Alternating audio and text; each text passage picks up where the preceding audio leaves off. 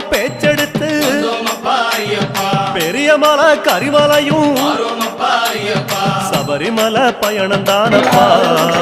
சாமி வழி துணையா வந்து சேரப்பா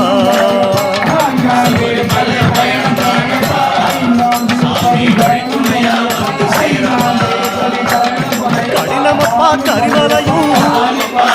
கால்கடுக்க உச்சி ஏறி கிடுகிடுவன இறக்கமப்பா குடுகுடுவன கீழிறங்கி கந்தமலை ஜோதியானவா எங்கள் காவலாக வந்து சேரப்பா